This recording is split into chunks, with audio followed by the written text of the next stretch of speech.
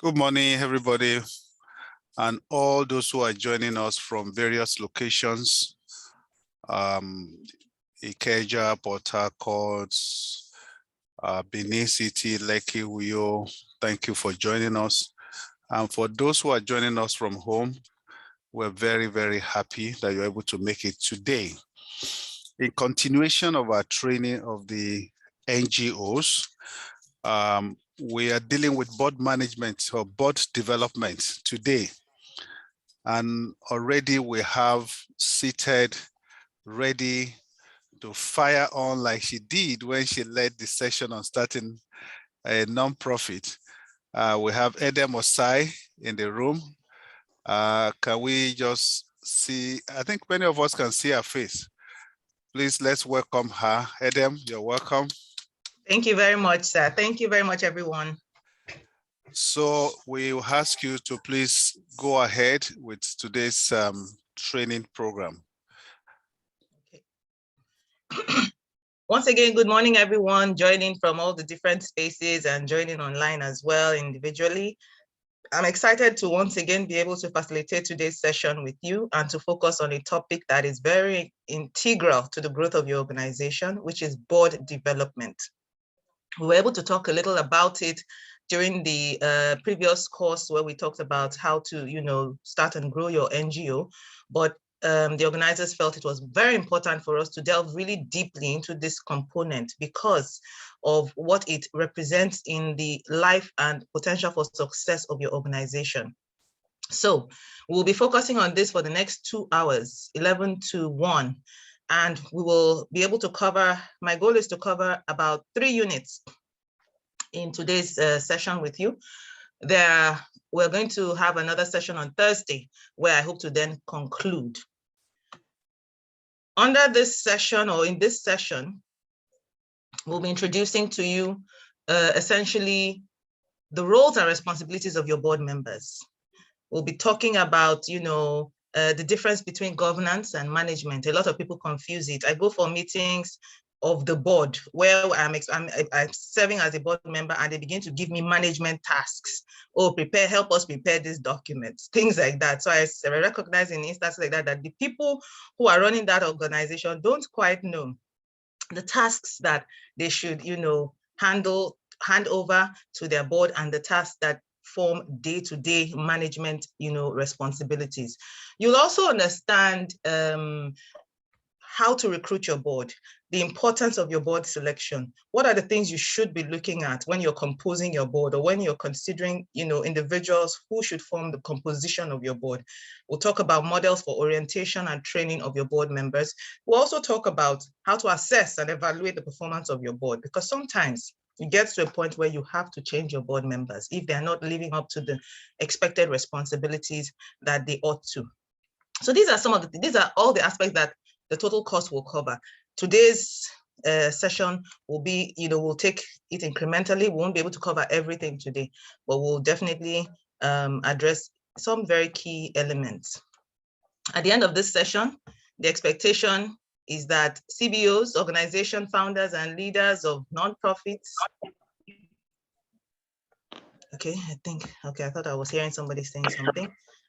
You will be able to understand the role that your nonprofit board serves. You will have a better understanding. That's the goal. Another thing we hope that you will, have after this session is you will know the responsibilities and obligations of individual board members. You will know who to call when you need a strategic role to be handled. You will know, how to even assign responsibilities, create board committees and things like that. You'll have a better understanding. You'll be able to identify tactical strategies, practical ways to strengthen board engagement. You see, it's not enough to recruit your board. As a leader of an organization, you're going to have to be very strategic to keep them engaged, to keep them involved, to ensure that their participation does not wane and that you get the best and you optimize the role of the board. There are strategies that you should be thinking about. So we'll hope that you'll be able to identify some of these key elements of strategies when you're working with your board. Another thing that the lesson is objectified to achieve is you must understand how to balance between your board and your staff. Sometimes I've had in the past, some of my staff members reaching out to my board members typically it's a delicate role, and some board members don't like to just, sometimes the leader of the organization has the sole responsibility to be engaging the board. Some of your board members are very accomplished, very prominent, very elderly. You need to be able to draw the lines between how, the staff begin to reach out to them, or for what specific ask, what are you asking the board to do? So sometimes your program staff, they will have a program and they will say, okay, we have a board member, let us call the board member to be a facilitator. You have to be careful. So you must be able to understand the balance. You must train your staff in how to engage with your board. Similarly, the board needs to have a proper orientation also, on how to handle the management of the organization, so that they are not micromanaging, they're not usurping the role of management. So these are the things you will learn in terms of that delicate balance. And finally, you will have an understanding of some useful resources and tools, like I said, to enhance board effectiveness. What are the best ways to engage them, to ensure that they understand their terms of reference? These are things that we will also share with you in the course of this session. Let's kick into right away Unit 1, where we're going to be talking about board roles and responsibilities. I realize that quite a number of people, when they're composing their board, they don't even know the role of the board, what responsibilities they serve. And if you don't know the role of the board and responsibilities, you will automatically make mistakes in your composition. Because when you know what responsibility somebody is to serve, then you're critical when you're composing, when you're choosing and selecting the person, that you're checking that this responsibilities, the person and the profile I'm bringing in, does it match the rest? Is the person going to be able to deliver on this set of responsibilities? So that's why it's very important for you to realize beforehand, what are the responsibilities my board will serve for me? I'm a public health, minded NGO. What is going to be the set of responsibilities of this NGO based on my strategic plan? Sometimes, your board will sit with you to even develop the strategic plan. By the onset, you, the founder, you probably have some abstract or some initial thinking around your mission, your vision, and you just want to call in the board to then develop the strategic plan for the next 2 years. With the understanding of the mission and objectives that you want this organization to achieve, you have to be able to map out, okay, what will be the responsibilities that a board is going to serve in the life of this organization that has such a mission and such a vision? Then when you identify that, you say, okay, using that same illustration, I'm going to need a board member who can help us build connections in the public health sector, who can help us navigate government relations, community relations, other NGO partner relations. I'm going to therefore need a board member who has seasoned experience in the area of public health, with those networks and contacts already under their belt. That is because you've identified from the onset that you need somebody who can create opportunities for access, pathways to these important contact people.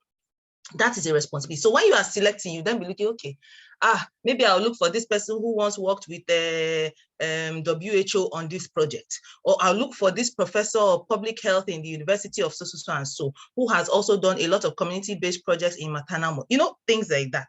So this is illustrating how you should be thinking. Remember, I've talked about the learning objectives of today's session. It is important, and I want to stress it, that your board is very integral to the success of your organization. People overlook how important the board is, and so they make wrong decisions. Decisions ranging from how they pick the people who serve on the board, the ways they engage the board members, how frequently they even engage the board members, how they assign tasks to board members. They make a lot of wrong decisions because they don't realize that your board can really propel you to great heights. Your board can also reflect badly on you as an organization if you made certain errors in the profile of people you picked. So it is a very key component, your nonprofit board. And in understanding their responsibilities, you have to go beyond just thinking of them as helping you with goal setting. So it's not just the 1 or 2 uncles you talked to, or your mentors that you talked to and said, oh, I want to do this. And then they just give you a 30-minute session of mentoring. Oh, okay, this is how you should do this. Next thing, you put their name and you say that, no, Or it's not just the first instance. Sometimes some organizations is at the time when they want to do their strategic plan to come up with the objectives that they will file with CAC. That is the first and only time they've ever met with the people who they say are their board members. After that first initial contact, they've had no follow-up meetings with their board. So all the board represented in the life of that organization was simply sitting down to help you frame the objectives that the organization will pursue, which you then wrote in your application form to CAC. Your board goes way beyond that. It is a continuous process of engagement with them. They are going to be involved in the planning, in the oversight. They're going to be involved in the supervision. They're going to be involved in advisory capacity in your organization. They will help you with framing the policies that will govern the running of your organization. So you see that when you are thinking of their role in these terms, you will not play with who you pick. And again, some people will say, okay, who should I pick? There's no fixed formula because all your organizations are pursuing different objectives and have different mission statements. Your mission statement and your set of objectives should guide you in how you pick. However, there are certain principles which we consider to be a set of like rubric, factors that should guide you. That's what we're sharing today. But by no means am I proposing a fixed formula. However, if you follow these guidelines, a set of guidelines, then you're likely to make, well-informed selections for your board. And don't forget, it's going to require effort. That is, you're going to have to research, you're going to have to make inquiries, you're going to have to, ask questions, you're going to have to visit, departments, say, okay, can you tell me somebody in your department or in this research institution who has worked on a project similar to this objective? You will make inquiries, you will visit office, you will visit people. I told you about a time that, so for those of you who attended the last session I facilitated, I recall, where people interview potential board members. I once received an invitation from an organization that was considering me to be on their board. They were based somewhere in the United Kingdom, and they had seen my profile, and it matched something in the area of girls' education they were pursuing globally in the global South. And they were trying to identify people who could serve on the board who had experience in the global South, that is developing countries like ours, working on girls and gender issues. And they wanted to interview me. Unfortunately, at that point in time, like I said, I had gotten myself involved in so many boards that I couldn't accommodate one more organization because it's time consuming, it's effort intensive. So I said I wouldn't be able to, move forward with that request. But it's an indication of the effort on their part. They wanted to schedule a meeting, a Zoom interview to ask certain questions. They've identified somebody of interest. They now want to dig deeper. Many people make that mistake. You just, randomly hear somebody's profile. You don't probe deeper. It is your responsibility to make the effort to probe deeper, to discover the full profile of the individual, to learn more than, sometimes you might even invite them to please send you their CV or resume, or you go on LinkedIn, especially if you're dealing, because in this environment, because of the cultural context, number one, you're seeking a favor from these individuals, right, to join your board. Two, they might be people way more accomplished than you. So there's that power dynamics to navigate. You can't then be telling them to send you their CV, fine. But there are sources, there are platforms you can visit to check their profile, to check their accomplishments, to check their level of qualifications, to check the different things and activities over the years that they've been working on. You need to make those efforts. So all of these things are an example of what you have to put in, the input you also must make to ensure appropriate board selection. We are still at the element of even composing the board, recognizing, who's a good fit for your board. Remember, if you look at the right side of my slide, it says each highly functioning board will help you develop a mission and strategic plan to meet that mission. A friend of mine recently mentioned to me that, I know that she's been interested in setting up her organization. And then she said to me, she has started the process of CAC registration. I said, the minute you are registered with CAC, you are an entity that already exists. The clock begins to tick. CAC, at the end of 1 year of your existence, will require from you all your documents for filing returns. That is, your audited accounts, your meetings held with the board, and any documents you want to also attach, although CAC doesn't ask. But assuming you are, for instance, a member, maybe you have consultative status with another coalition or body, they will ask you for program reports. All of those things suggest that before you incorporated, you already knew what you were going to do. You had a budget, or you had some source of funding, or you had a plan to immediately acquire funding to hit the ground running. But most times I discover in the life of the organization, it is post-incorporation. It is after you have incorporated that most founders begin to start trying to even figure out what are they going to do with this entity they've registered. What are the programs that this organization is going to run? That tells you that there is a process that you must carry out before registration. For you to carry out that process, you must have identified a board that will work with you to think through that process. And so I said to my friend, do you have your board members? She said, I want you to please volunteer to be a member of the board. So she wants to submit my name. So I recognized again another pitfall that many of us walk into when we're starting. I recommend that before you go and register, you must have had a 6-month phase of planning. With the few people you've already identified as your initial board, you as the founder who has come, to a decision on the people you think will be able to drive the mission and objectives of this organization, must spend at least, it's not a formula like I said, but for me, I see that as a good practice because the people you're working with are professionals, they're busy. So give or take, maybe they'll only be able to give maybe once or twice a month time for meetings, strategic planning meetings. That's why I say 6 months. If, however, you have a set of people who every weekend, they can participate in brainstorming meetings with you, then that abridges time and you might not have to use 6 months for planning.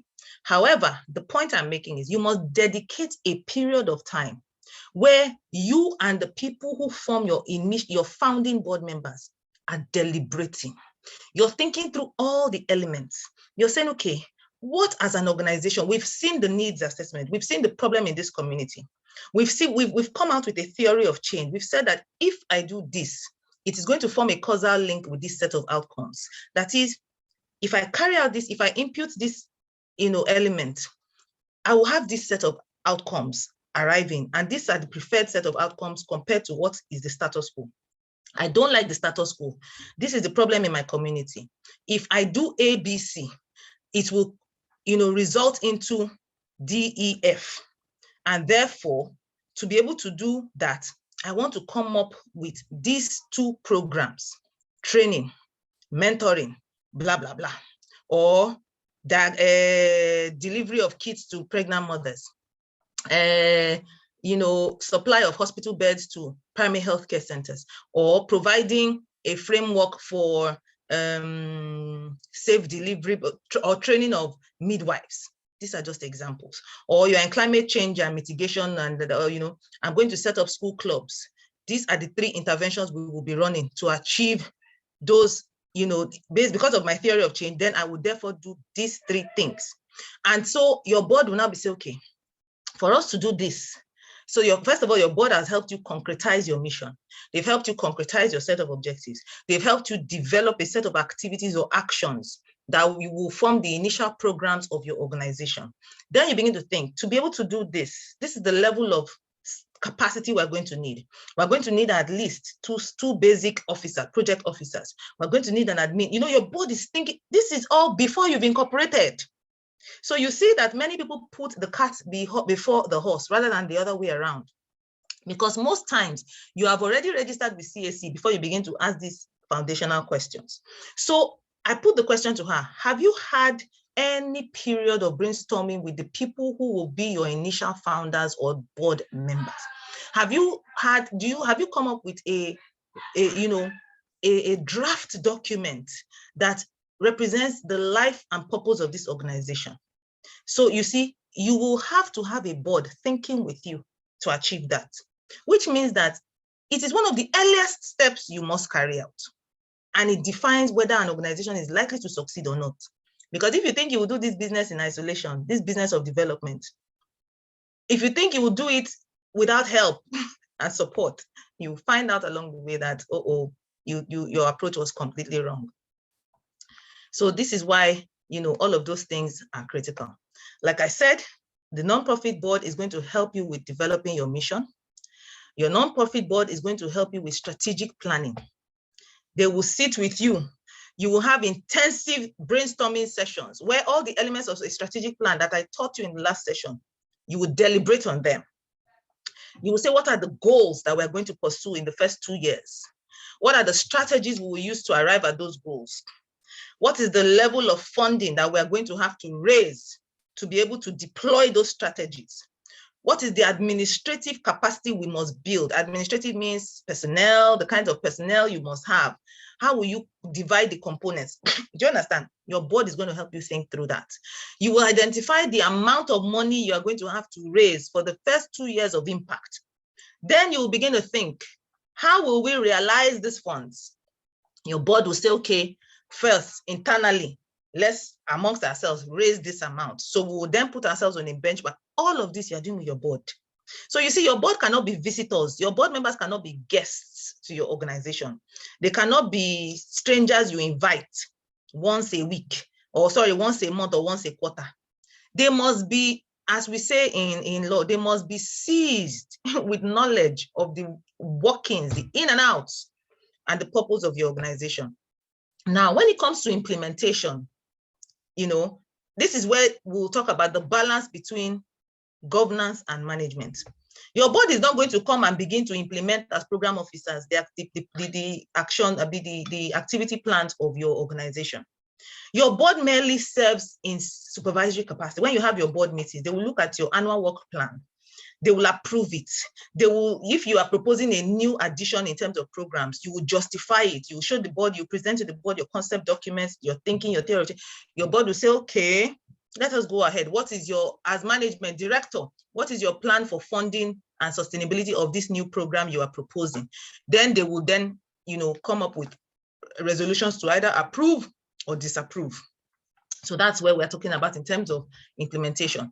Your board will also scrutinize the financial management, the financial procedures of your organization to see that you are allocating resources according to the plan. At the beginning of the year, you already had an annual work plan and an annual budget that was approved by your board because they are a governing structure. So you cannot, as an NGO, just be spending money or running programs without having the approval of the governing structure. At the beginning of the year or first quarter in the year, you are expected to have held a meeting with your board where you present to them the plan of action for the year in the form of these documents. Oh, here's my plan, my proposal for this for the year. Usually it's in the form of an annual work plan. The organization intends to implement the following 3 programs. This is the timeline for this. Between this period to this month, we'll do this one, blah, blah, blah, blah, blah. This is our proposed budget. Your board will then look at everything and approve. In the course of the year, when you have subsequent board meetings, your board, or at the end of the year, when you are presenting your annual audited statement, your board will be checking to see that the spending indicated, the expenditure indicated in your audited statement is concurrent with what was approved in the initial proposal. So if it turns out that your audited statement is showing that you spent far more or far less, that is far in excess of what was approved, you have to answer to the board. So you see that there are a form of checks. And maybe at the level we're at, we're running small organizations, we don't know the importance of these things yet. When you have a large structure and many opportunities for, misappropriation, or many, maybe you have huge sources of funding from different donors coming in simultaneously in one year, you will see the importance of a governing structure, of an effective board. Because if not, an organization can just die because of ill practices and a board that was not checking them. So those are things that, your board will support you with. The board is also going to, help you with assessing your performance and your failure. They're going to measure the progress of the organization. So remember, that strategic plan maps out or outlines a set of goals and targets. At the end of the 2-year period, your board should be able to review the strategic plan to say, okay, based on our SWOT analysis and the goals we projected, did this organization perform well? Did it live up to the expectations? How much progress has been recorded? Were the programs impactful? Should we suspend or terminate the running of a specific program because the monitoring and evaluation report you just presented, Director, indicates that we cannot actually say with no confidence that this program, realizes the outcome we intended, things like that. That is what your board is supporting you with. So you see that they are very vital. Let's look at the legal responsibilities of your board. All of these things are important, like I said, because many of you are considering inviting people to join your board. Some of you have already invited people and you regret the decision you made and you are thinking of replacing them. Some of you, you have come to the end of the tenure of your board and you are looking at bringing in new people. You need to know, if you did not know ahead initially, now it's time for you to know. What are some of the legal responsibilities? And these things are important because I usually share them with my board members when I'm inviting individuals to join my board. I create what I told you in the last session. I call it terms of reference, so that these responsibilities is not only you that should know it. The board members, they need to be informed about this set of responsibilities. If I'm consenting to join an organization and that consent, basically confers on me certain legal responsibilities, it is only right and fair that the organization should have informed me that by your acceptance to join this board, this is the automatic legal obligation on you. It is binding. When they say something is legal, it means that it has the force of law backing it. So you should disclose. Some people don't know, for instance, they are serving on a board and they are serving on 2 boards of separate organizations that are running the same mission. And they don't know that they have a legal obligation, for instance, to disclose a conflict of interest. Anytime a conflict of interest arises, there's a legal obligation on them to disclose. They don't know. They will just be coasting along. So you have to inform your board of its legal responsibilities. But how can you inform them if you yourself are not even aware? So these are things you ought to know. Number 1, your board has a duty to ensure that the organization stays in compliance with laws and regulations relating to non-profit corporations. For us, the laws and regulations that govern us are established in CAMA, that is the Corporate and Allied Matters Act of Nigeria. Section C of CAMA is the aspect of the law that governs non-profits, organizations such as ours. If you have not read it, the least you can do for yourself as a founder is invite somebody on your board who has, existing knowledge of some of these legal implications. That's why we usually tell people, try to have an experienced or practicing lawyer. It's not just for show. It's not just, these things have meaning. The reason why you're saying try to invite a lawyer is because it is assumed that the lawyer knows, the lawyer has been trained in these laws. The lawyer, by virtue of practicing daily, is aware of updates to the laws, changes in the laws, and so can guide the organization. Maybe you have a meeting and you people are trying to go in one direction and the lawyer says, no, according to the new CAMA, now CSOs, even though you are exempt from taxes, you must have a tax exemption letter. Otherwise, blah, blah, blah, blah, blah. It is somebody who has that legal knowledge, because you can end up doing something and it turns out you violated a law, but you didn't know. And we all know that ignorance of the law is no excuse. However, if you have somebody present on the board who can continuously, impute that experience, that legal background and insight into your decision-making process, it's in your interest. You also, the board is also going to help you to use your resources judiciously, to ensure that your resources are actually applied towards the objectives of the organization. That's where we talk about, they serve as a check and a balance in terms of financial management procedures. So it helps that some of them, they have professional working experience. They attend meetings in their own workplaces. They know, for instance, what it means for a company to submit its audited statements. They know those requirements. Sometimes if you even have a member of your board who has financial expertise, who comes with, from a finance background, that's even an advantage, because then they can help you in terms of investment decisions. Go and take, if you have a non-restricted grant or the organization has raised a certain amount of money, put it in a rolling fund. I go to some meetings and where some members of the board will say, look, I just became aware of this specific fund, or maybe there's an accountant in the group or a finance professional on the group and says, and recommends to the NGO, buy landed assets or buy stock or buy this and that, so they are guiding you. They are also scrutinizing, like I said, your financial statements. They're looking at your audits. They're insisting, if you come for a meeting and you don't present an audited at the end of the year, or at the beginning of the new year, and you don't show to the board the previous year's audited statements, the board will frown on it. That is a serious board. And it doesn't matter how young your organization is or how poorly funded. Even if in a year, all you worked with was an amount of 500,000 naira, out of that 500,000 naira, a portion of it must go to independent auditors to say, these are our bank account, and these are our receipts of expenditure. This was our program work plan for the year. Please audit us. And the bank, those independent auditors will audit how that 500,000 naira was spent. That shows, an organization that is committed to the principles, to the ethics, to the good practices of the organization. It's not waiting till it is big. It is saying, no matter how small I am, I will always comply with regulatory procedures. I will always comply with good practices. It instills confidence in donors to work with such people. The board can also, continue to prefer ideas to help grow the income and revenue of such an organization.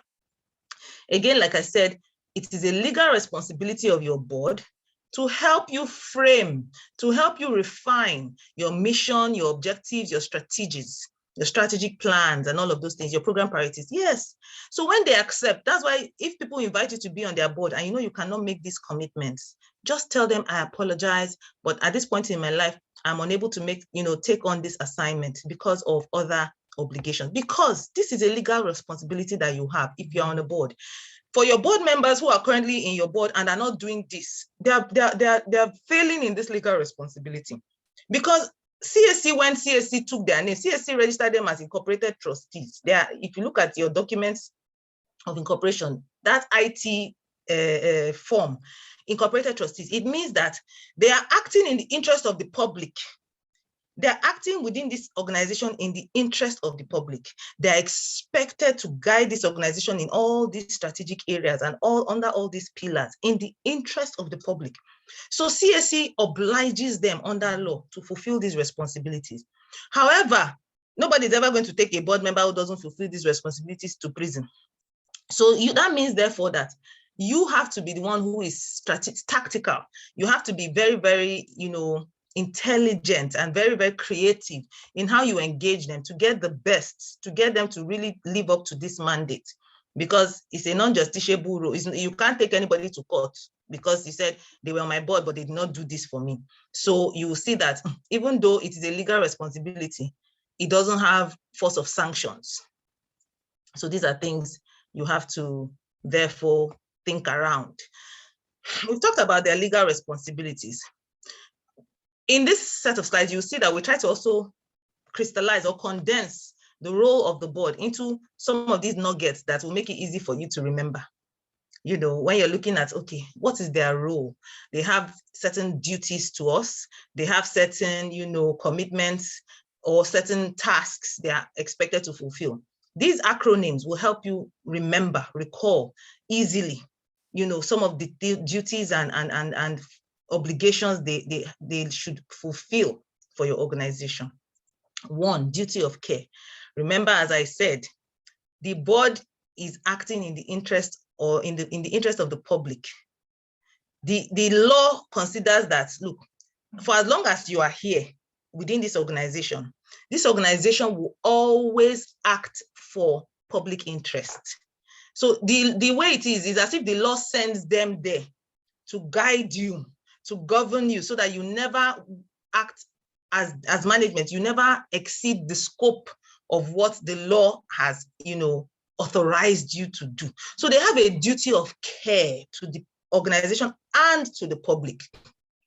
That duty of care means that they have obligations to, look at your documents.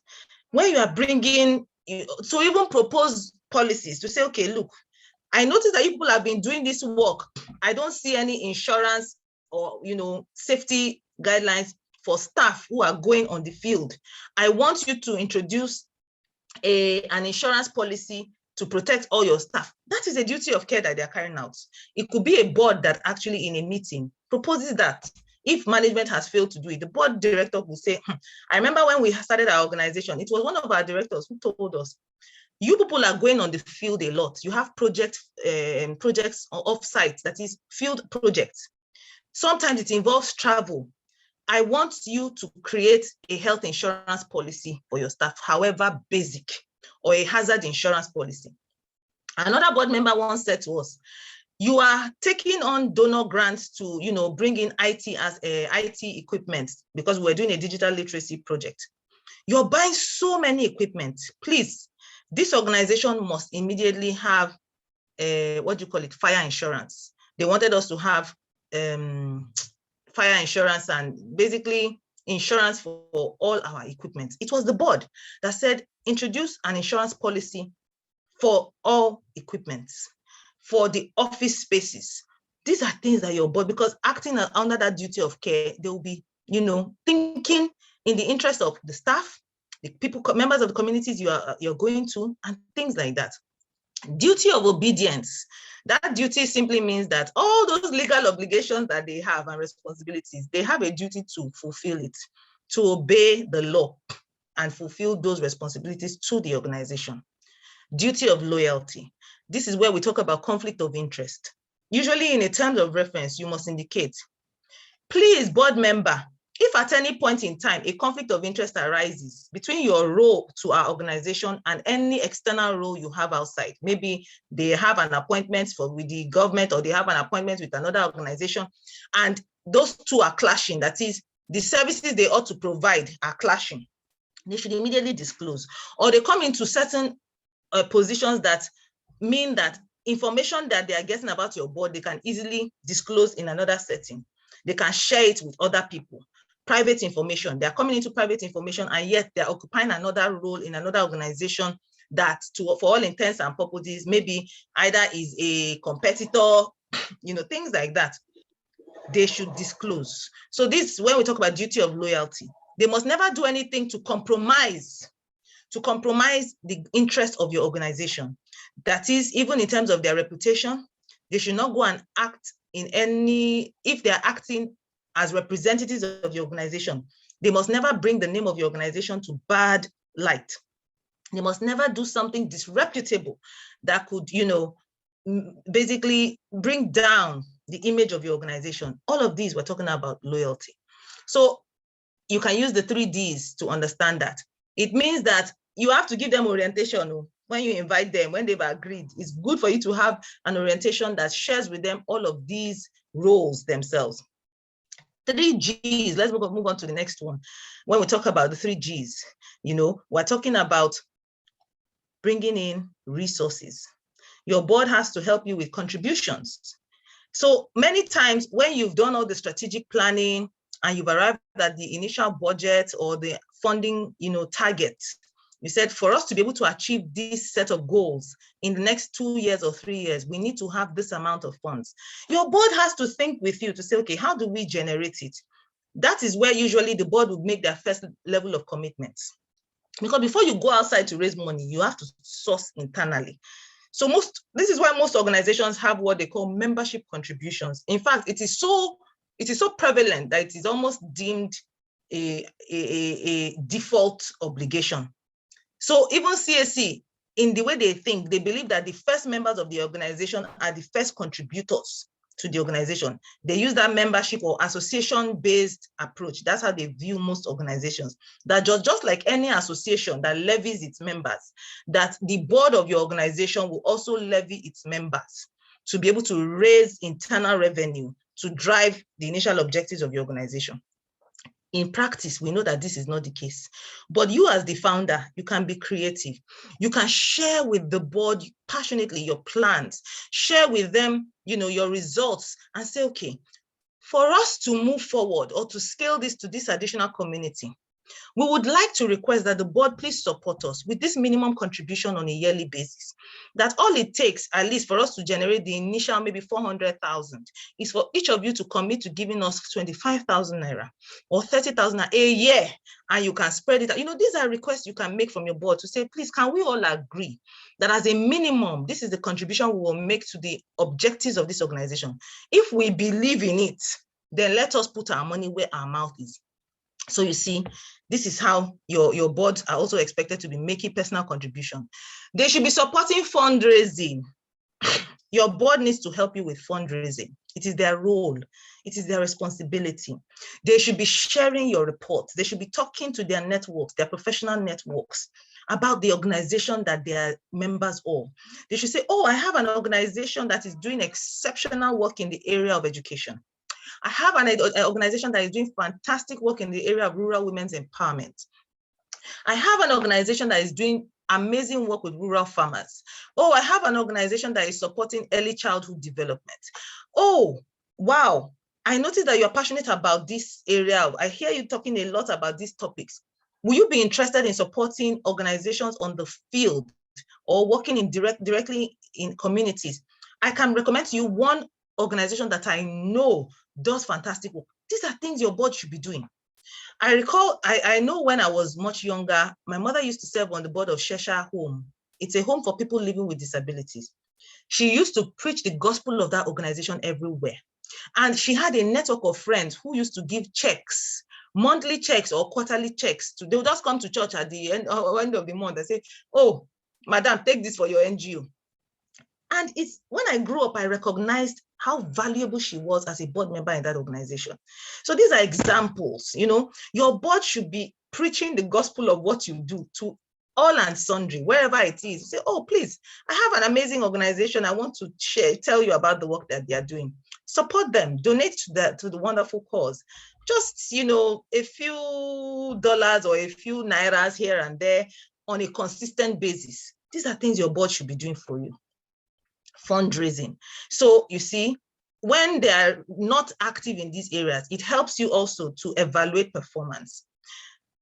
Another way to look at the role of the board is using the acronym what we call the 3 T's: treasure, time, and talent. Treasure, time, and talent. So essentially, treasure represents the wealth, the assets that they contribute either directly or through fundraising efforts on the organization's behalf. They're bringing in treasure, they're bringing in resources. It is their role to help the organization continue to mint income, continue to gain revenue, to run its objectives. Time, they should attend your meetings.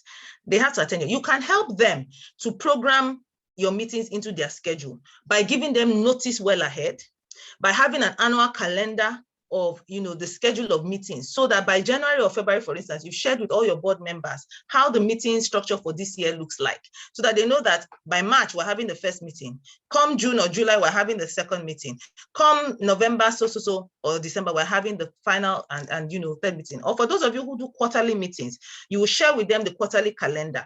That helps them to structure it into their plan. Sometimes they're dealing with highly upward mobile people who are constantly on the go, who use daily planners. If you've not put your activity into their daily plan, it will not be given the time or attention it deserves.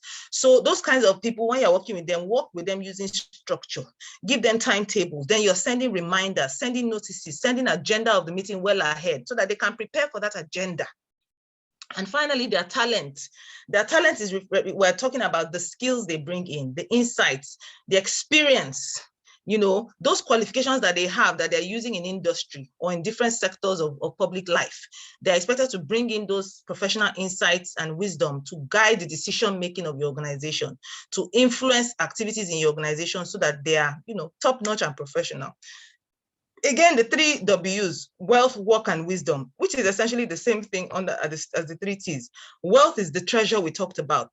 The work represents, the time, that commitment, that willingness to participate, that effort to participate. And the wisdom represents, the talent, the unique insights that they're providing, the unique counsel that they're giving to you. So this is how you can view, this is how you can, this is how you can frame the role of your board members. If you use these approaches, you will basically be able to define for your board what they should be doing for you. And you also will be able to appraise them to see how effective they are performing. And then you'll be able to design effective strategies to even, inspire improved or enhanced board performance. Let's move on now to Unit 2. Because like I said, I want us to be able to at least finish up to the third unit before we take Q&A for today. Now we're going to talk about board selection, composition, and recruitment. I know in the last session I facilitated, people shared some of their agonies when it comes to board selection. I've also had training with nonprofit leaders, and they say, it's difficult. I've invited this person, they say they turned me down.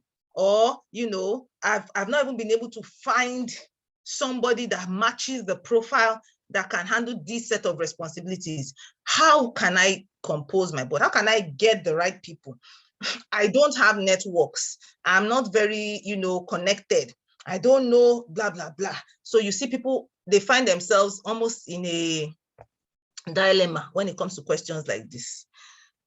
There are many ways to find the people that you need, and it doesn't always have to come from your close network. Like I said, there's effort on your part to expand your research, to ask people. Sometimes it might not be you who directly knows the person. It might be somebody. I remember when we were trying to get a specific board member,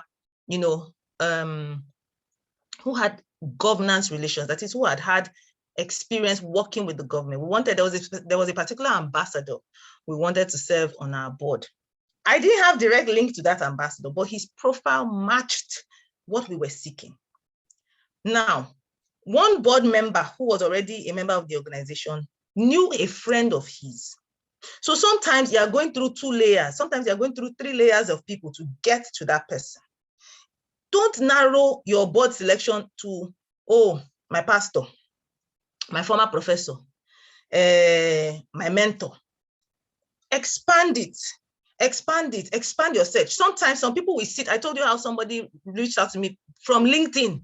Some people will sit on LinkedIn and just do a search. Professionals working in this thematic area who are based in Southwest Nigeria. And then they'll begin to now prune. They'll be looking at these profiles. They say, how can I reach? Today's world of technology gives us an advantage that people in the early days of development of nonprofits and community-based, they didn't have. Now you can reach out to profiles of individuals that you are interested in through these technology platforms and introduce your organization, share with them your website, ask them to please take a look at your latest report, and then, make the proposal or the recommendation or invitation to them to join your board. So these are some of the things you can, that can help solve those challenges that we usually have with recruiting our board members. This basically shares the objectives of this unit. It says that by the end of this unit, you will understand the importance of board composition and structure. You will identify strategies for strengthening the composition and structure of your board. So for those who have already recruited board members and you're trying to work backwards to, make changes, this will help you. Now let's look at criteria for board membership. Very important. Criteria for board membership. The first elements are focused on the character of the individual. Because I always tell people, in the NGO world, the greatest currency you are developing, you're spending is called trust. Trust. Because you are coming to somebody to say, they're not asking people to make an investment. You see, if you're going to somebody to make an investment, there's an expected return on investment. You're asking somebody, give me money to do this objective. Why would, if it was you and somebody comes to you to give money to say, I want to improve something, the only reason why you will give is because you trust that person's ability, 1, 2, credibility. So it is trust that is integral. That is what you are bargaining with. And that is why when you are picking your board members, you have to understand that they are adding to that measure of trust, or they are taking away from that measure of trust that you are trying to build.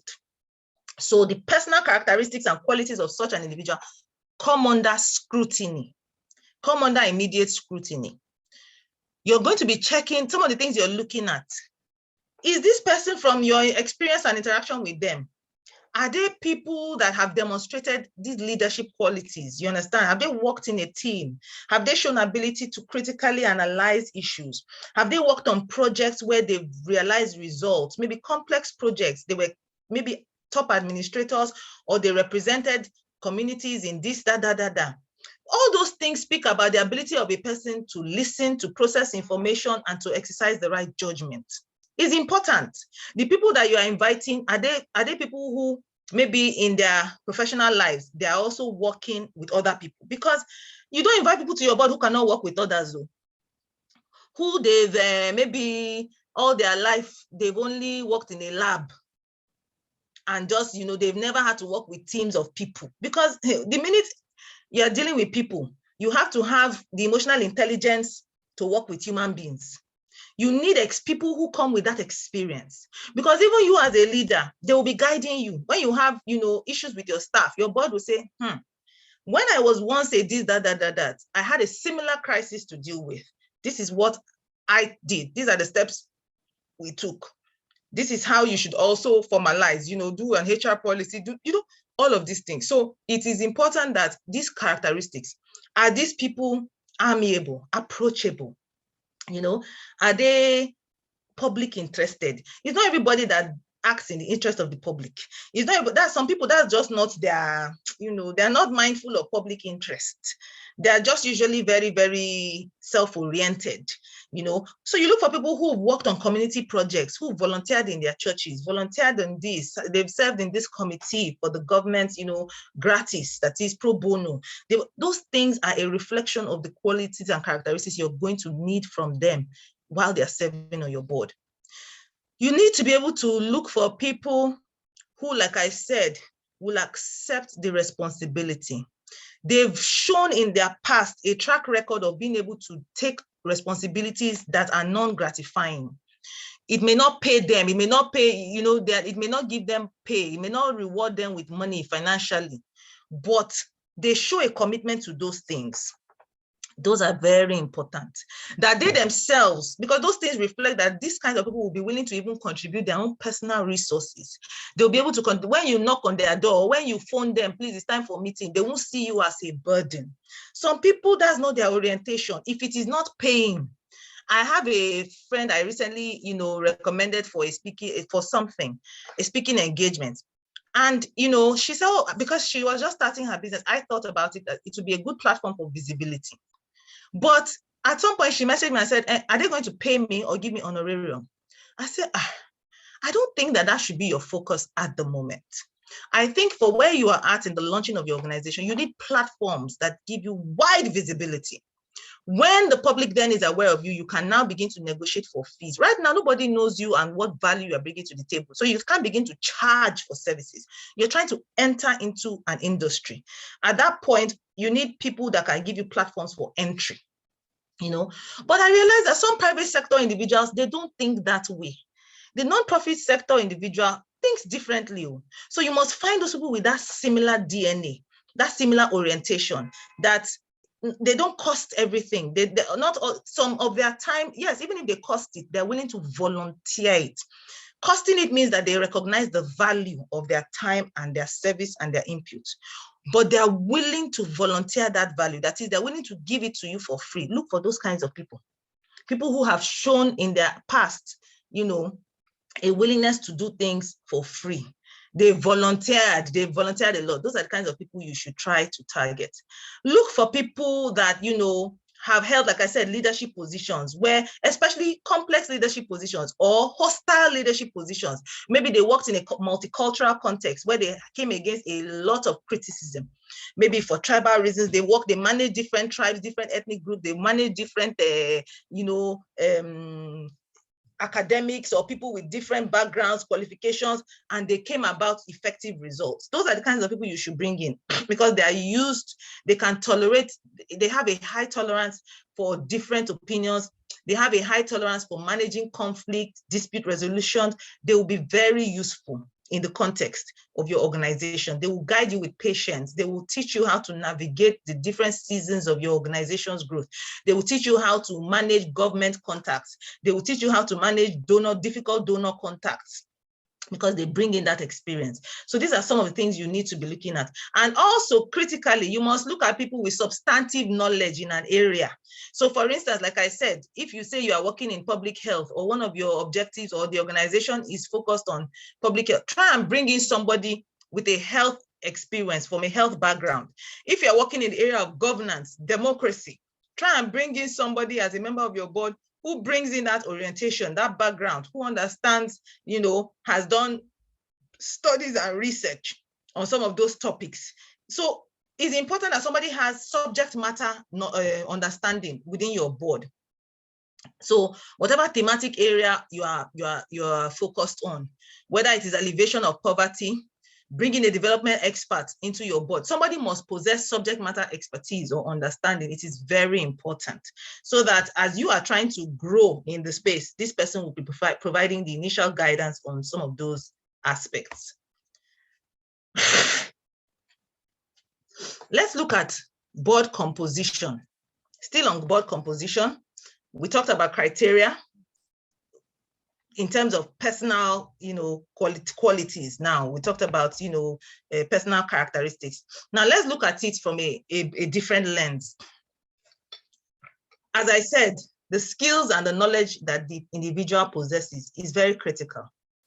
You will see some people pursuing, for instance, your organization is working on energy, renewable energies.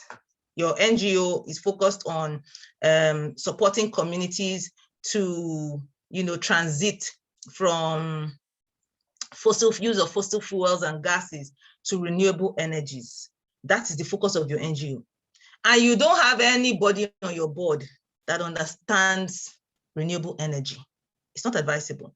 You need to bring in somebody with that subject matter understanding, somebody who has a background in that area, so that that person can say, when the person is looking at your annual work plan or your theory of change, the person will say, oh, 10 years ago, the World Bank attempted this approach in a community in Bangladesh, and it didn't succeed because the findings of that study showed so, and so.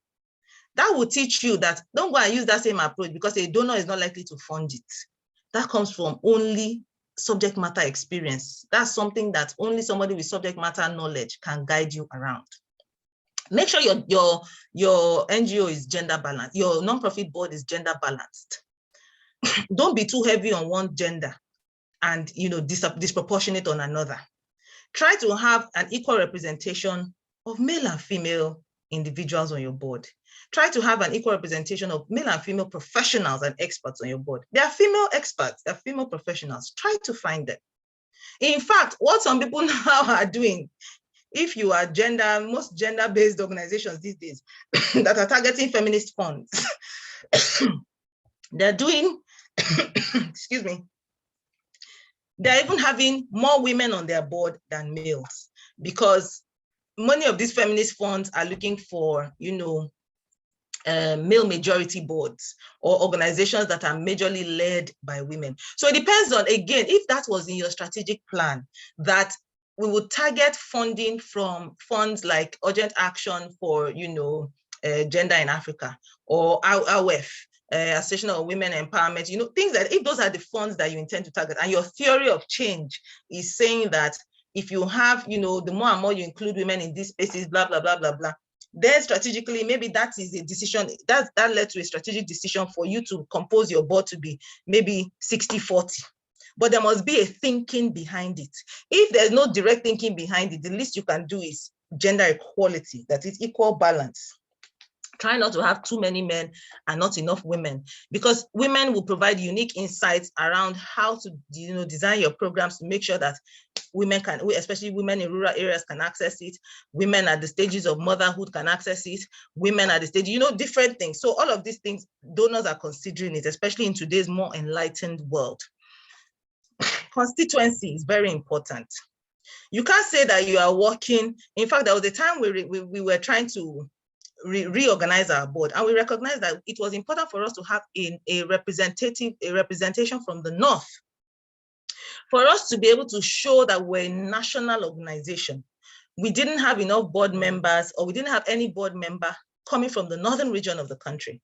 So it's important, that if you want to work in a certain community, you bring in somebody who understands that community, who understands the intricacies, the challenges of that community.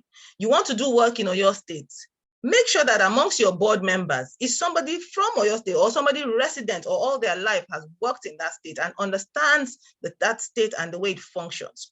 You want to work in Southwest Nigeria, Have some representation on your board from that region. Those things are important because, for instance, to enter communities, when some people look at your letterhead, they will be looking, is there a rep? Is there somebody? In fact, I went for a meeting just last week. I won't call the agency of government where I had the meeting. But do you know that the director that we had the meeting with asked me, where are you from? I said, do you mean my organization, sir? Oh, that's already, I introduced it in there. He said, no. What state are you from? This is a director in a ministry in Nigeria. But that tells you the orientation of the population you're dealing with. You can either begin to just be judgmental, or you can take that information and then use it to be strategic. It means that to a large extent, even people working in the public service in this country act from a tribal lens. They make decisions from an ethnic lens. They are thinking through an ethnic lens. This is public service. Imagine when you are going into communities, when you're working with traditional leaders, and then you want to enter, you want to go to a community in Taraba. The community leader will ask you, wants to know whether any member of your organization has a direct link to their state. You have to be able to show that, oh, our board member, or we have an advisor, who is the bongbong this, who is the traditional this, or who is the blah, blah, blah, you know, show those linkages. This gives you what they call trust factor in these communities that you want to do impact work in. So you see why when you are composing, you have to be quite strategic. When you already know where you want to work, the population of people you want to target for your interventions, the area and constituency where you want to focus your work, try to make sure that there's some indigenous factor linking you and your board to that community. That's the way Nigeria is. People, if they don't see their member, they will profile you as a foreigner trying to enter.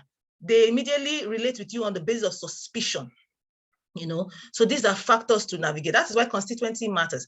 Apart from just that trust factor, it's also useful because, like I said, these people will have an understanding of the history, the dynamics of these communities that you simply don't have.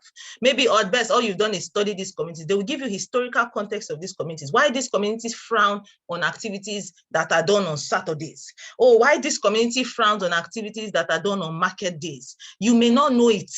You may not understand it, but somebody who comes from that community will say, don't do a program in front of the traditional rulers building. You must either do it within the complex or you go to they will guide you. So it's important that also these are factors. Now, this in our environment, also the age of the individual, because as we know, age is an asset in Nigeria or in many parts of Africa. The gray hair of an individual signifies, high accomplishment and wisdom. So sometimes, apart from that, it also is an indication of years of experience. I like to have a board that is intergenerational. Have a board where, apart from the young people or the mid-career people, you have veterans who can tell you, I see this thing that you're trying to do. You will have challenges with the office of the deputy director of procurement. Because they bring in a wealth of history that you may not possess. On the second line, you're looking at inclusion and diversity. All of these factors here, where you talk about sexual orientation, HIV status, race and ethnic background, you may not be able to ask your member of your board for their HIV status. But if you are an HIV organization, that is, you're an organization working to promote, either to eradicate HIV and AIDS, or to promote healthy living for people living with HIV and AIDS, or to promote, it is important that in your composition, you have somebody within that community, that is somebody living with the condition, living with HIV and AIDS. In those days when, HIV campaign, anti-HIV and AIDS campaigns were very rife, we had strong, organizations with members of their board living with HIV AIDS, appearing at public forum, talking and sensitizing and showing to the public that you can live with the condition, you can be healthy if you take your antiretroviral drugs. All of those things increase the confidence of the public that they are relating to when directly a member of the board. It also helps the organization to introduce effective interventions, because the person who is living with that condition is more likely to know the stigma that those people face, the needs and challenges of that community. Similarly, if you're working on issues of people living with disability, you must have representation from that community of persons living with disability. Not that all of the members on your board, nobody has a disability, and then you think that you'll be able to, design interventions and, exercise agency on behalf of those with disabilities. That's not representative. So these three elements are talking about representation, inclusion, and diversity. Whatever it is you're promoting, try to make sure that you don't leave out any profiles or groups or discriminate against any groups when you are composing your board. Now, it is getting to a point in the world where, depending on, where you are working, even the sexual orientation. In Africa, we're very conservative about these things, but this conversation has become really global now. And it's something that as nonprofit leaders, we're going to have to come to terms. We're going to have to make clear decisions around. Even if you don't have people in your board, who have a different sexual orientation from what we consider to be normative here, you may need to have policies, anti-discriminatory policies that say you will never discriminate, because it is your duty not to discriminate, that you will never discriminate against populations for any reason, whether gender, race, age, ethnicity, or sexual orientation. These are clear things that you have to have, as guidelines for your organizations. For many organizations, for many donors, they are going to even now start saying, donors, we're getting to a point where donors will insist that a member of your board actually, falls within any of these groupings profiles, so that substantiates your claim of anti-discriminatory practices. But whenever you are composing a board, I think the major principle to highlight is inclusion. You must make sure that your board is representative of as many of the profiles in the heterogeneous group, or country that you come from. Nigeria is very heterogeneous. Nigeria is also, we believe in binary, when we look at our own definitions of gender, for us it is male and female. It's a binary approach. More and more, increasingly, societies are taking a non-binary approach. That is, they're looking at male, female, and asexual. But the point is, you must try to ensure that your board is representative of the different groups in any community. If you have Christians in a community and Muslims, try to ensure that your board has a member that is either Christian and another member that is also Muslim. It's important, because these people will bring in insights. It is important that, they don't feel, other groups in the community don't feel that your NGO excludes their interests, or your NGO is promoting an agenda outside of their interests. Try to ensure that girls and women are captured into the interests of girls and women are captured in the board of your organization through at least a representation from females. You must have female members of your board.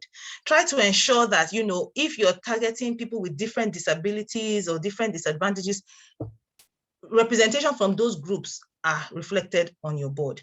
Try to also have a board that cuts across, people of different age groups, so that it's not only because you say you are pursuing not too young to run, then only people ages 17 to 25 are on your board. You might not be able to access certain government partners because they are wary of your approach. They will believe that, you young people, next thing you know, you will release all the information to the press. Next thing you know, you go on Twitter.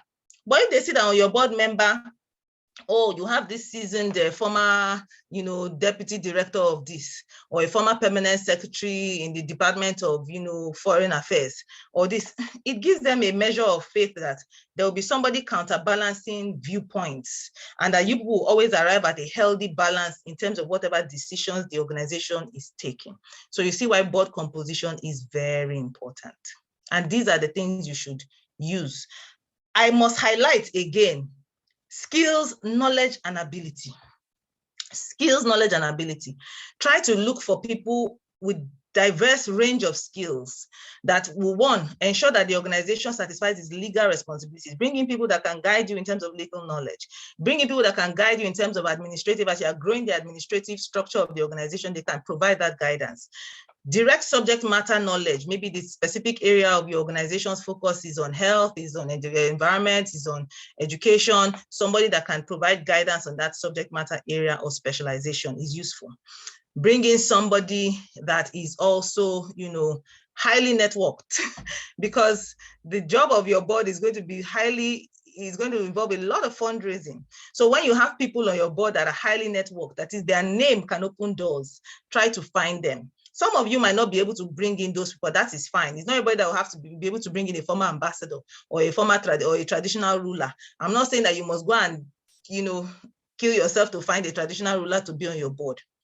But essentially, try to find people who have substantial networks that can help or the organization can leverage. It is also useful for you. Let's move. Okay, let me pause now and take questions, and then we'll move on to Unit 3, where I'll be talking about board structure and then in terms of officers and committees. So let's do maybe 10 minutes of Q&A. If anybody has questions, feel free to ask, or you can put it in the chat.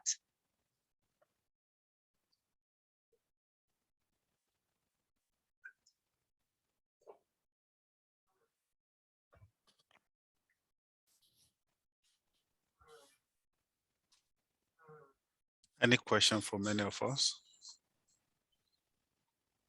Okay. Please go ahead. Unmute yourself. All right, thank you so much for the session. I'm sorry, I'm just joining a few minutes. I just joined a few minutes back because I was in another meeting.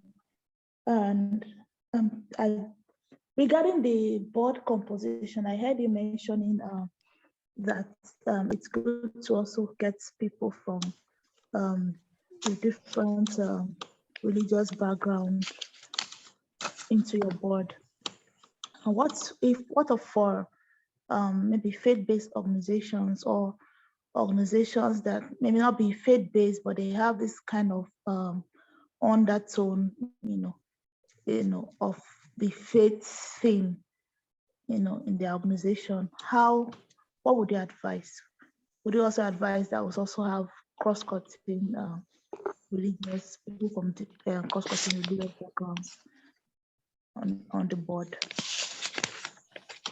Would you like to take all the questions? No, let me just take her question now so that I'll be using the time to know how many more I can take. So thank you. That's a very useful question. In fact, you will find some requests for proposals that will say specifically FBOs, that is faith-based organizations, cannot apply. Now, what that essentially means is that there's what we call positive discrimination even in the donor community. They believe that maybe because of the focus of the faith-based organization, the money will not be distributed to all secular groups or profiles of a community, so that faith-based organizations may be specifically targeting members of their faith and things like that. So that indicates that even in the donor world, the fact that an organization is faith-based, for them, it narrows the impact of that organization. However, there are always going to be faith-based organizations. And it is okay for a church, for instance, to decide that it wants to set up a community impact arm that expresses the tenets of its religion in development, that is, in its community development approach. That's fine, and nobody can ever question that. However, I advise such organizations to be strategic.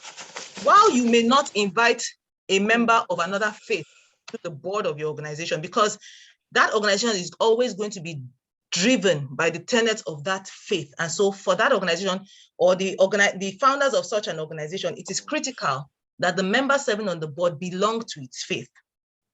Anything else is a contradiction in principle, right? But one of the ways you can show, openness is, for instance, when you're working in communities, you can show that you are open to impacting all groups.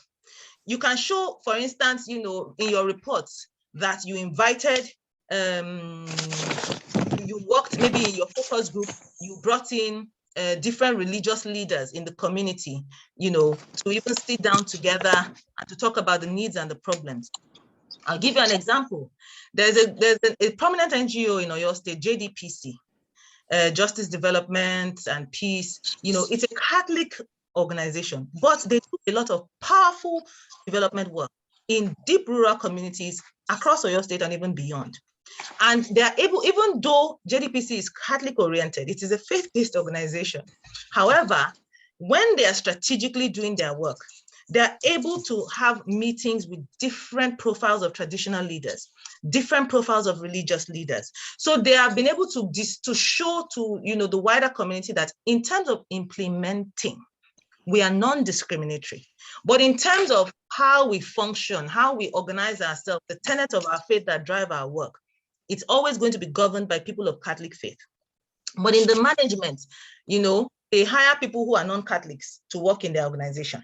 When they are going into communities, they are impacting everybody widely, whether you're faith-based organizations have that extra onus to show to the world that even though we are faith-based, that is, our work is based on a certain faith, we are non-discriminatory in our impact. We will reach any and every profile of person who is affected by this development problem and challenge. So those are ways that you can, as a faith-based organization, showcase to the world that you are non-discriminatory in your implementation, even if in terms of your governance, you make sure that it is only people of your faith that, things like that. It just means there's a higher onus on you to refute or to debunk.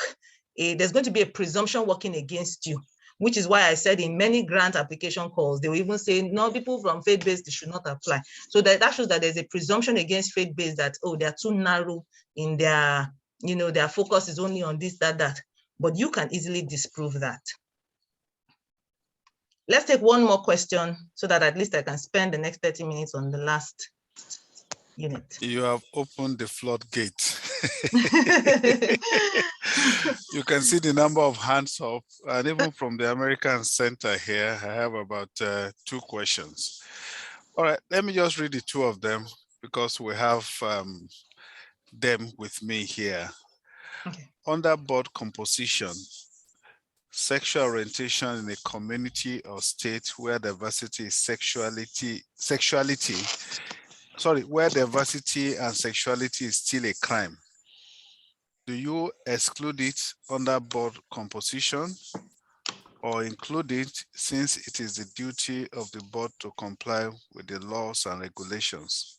David, I hope you got the question very well. Yes. Then the second one is, I have 7 women sitting on our board, including me. 4 of them are my personal friends. There's so much familiarity and it's affecting our decision-making process. What can I do? Yewande, American Center. Okay, so let me start with the first one. Remember, one of the things we highlighted in your board composition is that your board must be in compliance. Your board is even supposed to guide you on how to effectively comply with the laws and regulations of the land. So we're in a situation in the world currently where many national laws are conflicting with, what the international community deems to be international humanitarian standards. So, for instance, Nigeria, I know, has outlawed, homosexuality. It is against the laws in Nigeria. You understand? So definitely nobody can openly practice it because Nigeria has criminalized it. However, you have a situation where donors may be coming from other parts of the world where they are, those sexual orientations are not criminalized. And in fact, they are trying to campaign for those laws, for reforms for those laws. You have to work with the laws in your local context so that you don't make yourself, eligible for arrest and imprisonment.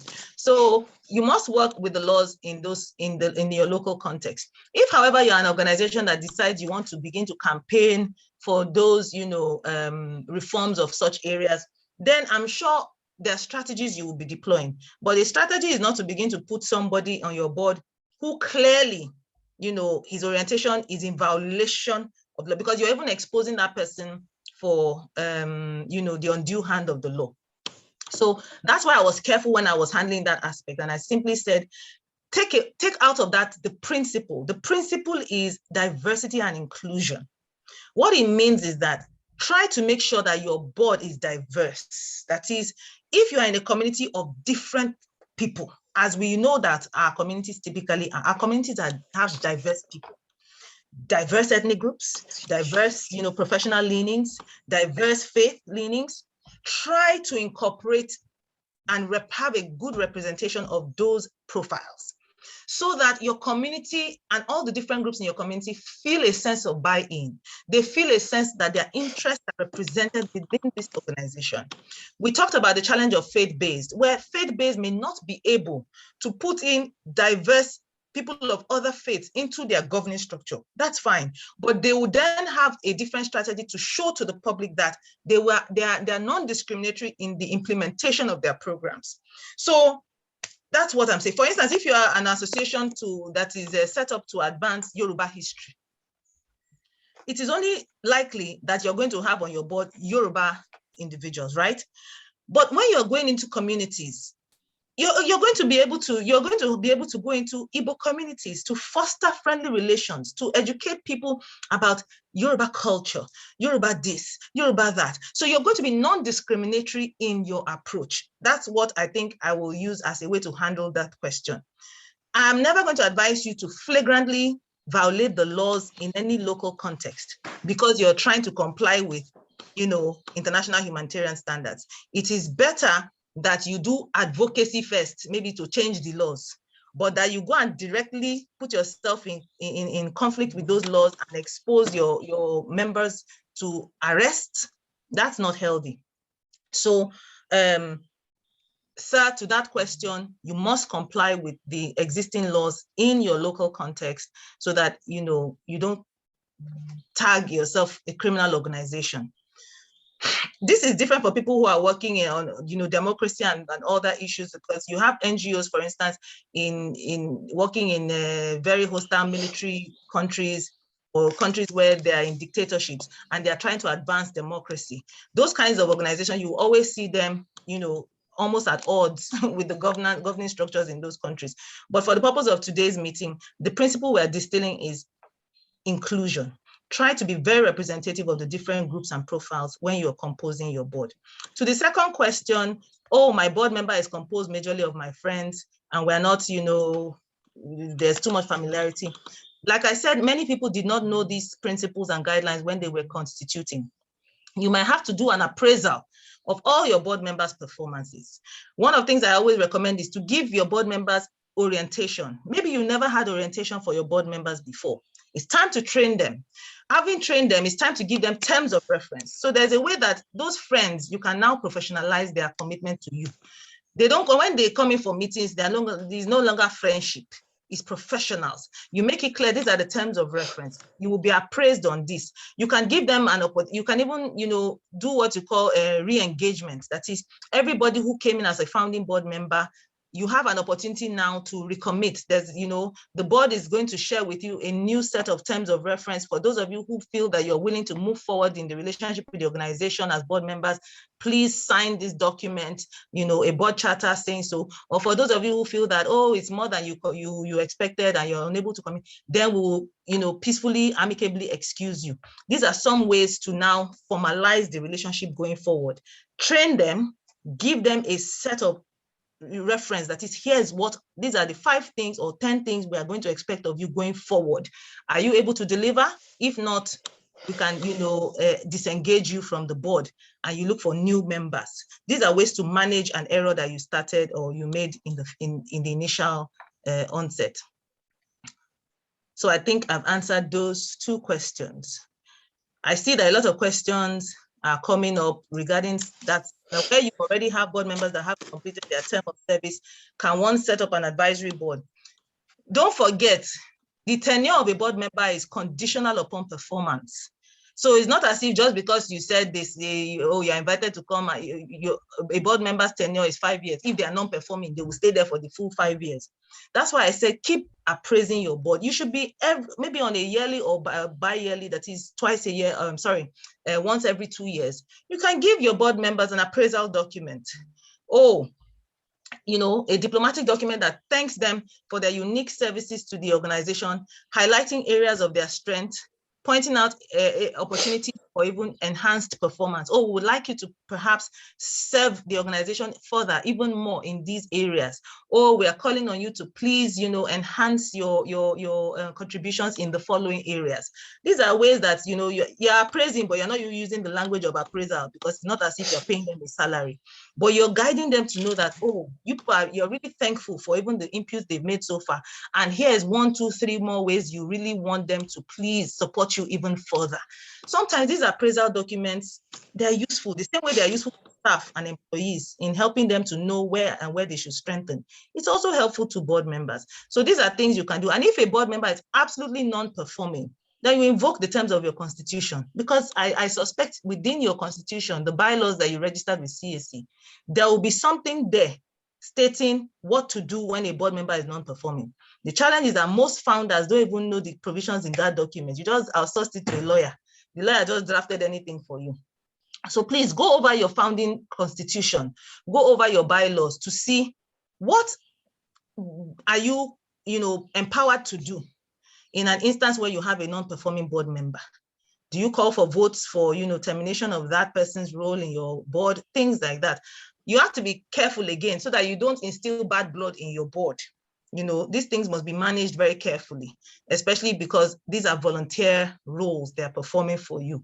But there are ways to strategically exit somebody who is just, occupying space on your letterhead, but is non-performing. It's exactly 12:30. I'd like to quickly go right in now to the board structures. And we're talking then about how you structure your board. We always hear things like committees, officer, board secretary, board chairperson, and things like that. So let's look at this here. Now, as I said, the CAC, because we're based in Nigeria, we're governed by CAMA, and our regulatory body is the Corporate Affairs Commission. From my experience, the way the CAC looks at boards or NGOs, they still have that, they relate with us as, those olden days those associations, the way associations, I'm trying to give an example of association of indigenes of so state, association of tailors, association of, so is that template that most times they use when they are, interacting or relating with nonprofits. And most of you, when you are, setting out, you don't quite know how they're viewing it. That is why in most of the constitutions approved by CAC, you will see that the basic board structure reveals that old template of, oh, there will be a chairperson, there'll be a vice president, or a deputy chairperson, there'll be a treasurer, and there will be a secretary. Usually, that's how most of these constitutions are. But the nature of your organization, you have a management. Now, in the template, that old template, this board was also operating as sort of like management. It's like, I'm trying to give an example, maybe all these student associations. You have a student association, faculty of this, that students, just to give an illustration. Usually there's a treasurer, financial, financial secretary, FinSec secretary, that's the model that the CAC still begins to function under. But most times you don't need a treasurer on your board. For me, in my board, I don't need a treasurer. Most times, so for us, what we try to do is, at least in compliance with CAC, you have to have a president. In fact, when you're opening your bank account, the bank will ask you for the chairperson, the chairman or chairwoman's, signature. These are things that even when you're submitting your annual returns to CAC, your minutes of meetings should be signed, co-signed by your president and the secretary of the board, for instance. So these are things that you're going to, perhaps you might have these structures in satisfaction of CAC requirements. But the truth is, in the modern NGO, where your board is coming in to just guide, and they're not coming in to do secretarial work. They're not coming in to manage the resources or donations or levies or dues. You don't need a treasurer because you have a management structure. You have accountants, you have, people who are handling the day-to-day financial procedures of the organization, and it is not your board. You are not going to your board for this. So you see that some of these roles are quite redundant, but it depends on the nature of your nonprofit. If your nonprofit is running as an association, for instance, an association for the preservation of jazz music in Nigeria. So you're running as an association. You don't have a day-to-day management. You don't have a director who then has, a program officer, accountant, admin officer. So you see, depending on the pursuits of that NGO and its objectives, that's what is going to cover how your board is structured. That kind of association of maybe association of professionals for the preservation of jazz music or classical music in Nigeria, they might have this structure. So you scrutinize your own organization and determine, okay, what is the structure that is going to be for my board? One thing you're likely going to have is the chairperson. You're going to have a chairperson who moderates the meetings of the board. That one is non-negotiable. You're going to have a president or chairman or chairwoman, whatever you call it, who is the moderator of board meetings, who you report to, who convenes the meeting, who, declares the meeting open, declares that, quorum has been satisfied and the meeting can continue, and presides over the agenda of the meeting. This person also signs official documents emanating from the organization or the board. That is, he's the leader of the governing structure of your board. You might not need a vice president on your board or a deputy chairperson. Like I said, if you are not running like an association, if your board is strictly functioning as a governing entity, then you don't probably need a vice person. But if you're running as an association, so you are the one who, knowing what it is are your objectives, can best answer this question. Two things we have on my board. We have the chairperson and we have the secretary, because those are the absolute requirements. The secretary, when we produce the minutes, the secretary scrutinizes the minutes, the secretary co-signs, on official documents for us, which we are submitting to CAC. So we just fulfilled that. I know many organizations that all they have is their chairperson. They don't have a board secretary, because given the structure of the organization, the executive director is the person that either functions as the secretary during board meetings, or they just bring in a member of staff who can, serve as the secretary during board meetings. So it all depends on your organization. Maybe for you, what you need is a chairperson, and then depending on your organs, maybe some people have trustee organs and they have director or a board of directors and board of trustees. So you're the one, you can have the executive chairperson or chairman, and you can have the, president of the association or president of the group of trustees, things like that. But what I'm just pointing out is that this template depends on the structure you are running. Where you are functioning as an association of members who levy themselves to be able to perform the objectives of the organization, you're then likely to need a treasurer, you're likely to need the secretary. Like we have in, there's an association I belong to, especially for those of us in coalitions. If you're in coalition for education for all, for instance, or coalition for health, coalition for that, you will notice that those entities have this structure that you see on the screen. Or you are an association for women for sustainable development. So that conglomerate of all the nonprofits working in sustainable development will likely have president, treasurer, vice president, secretary. Those are both, those are administrative organs and leadership organs necessary for such associations. Now, in your organization, sometimes you have certain what we call maybe emergent issues coming up.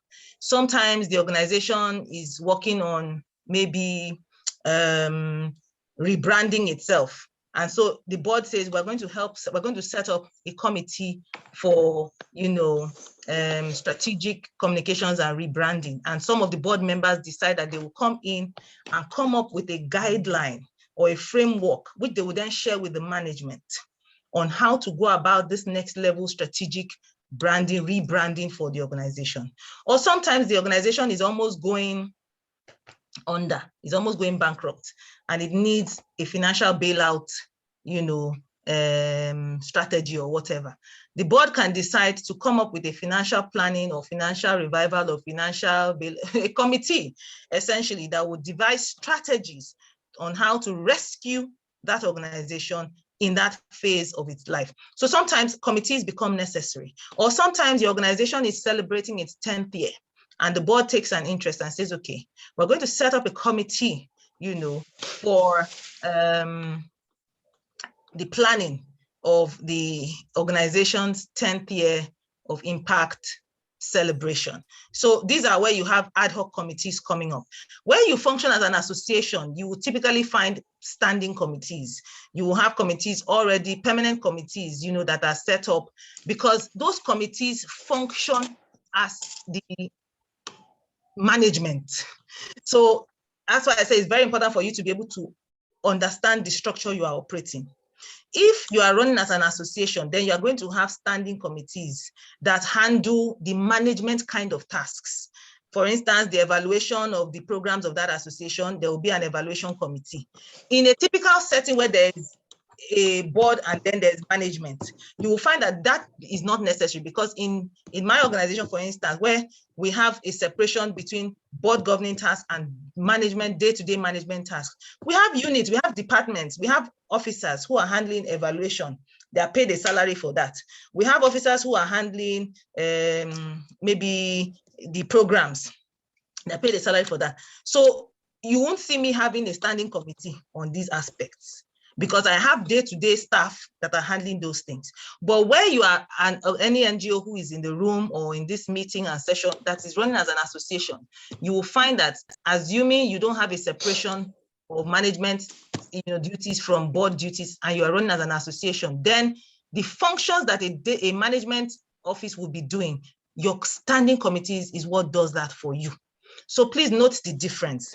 For us, we that have management structures, once in a while, like I said, we'll set up ad hoc committees where we'll plead with our board members to please, we have a unique, maybe project we're working on, and we want the board to be very, very involved, more involved than, ordinarily.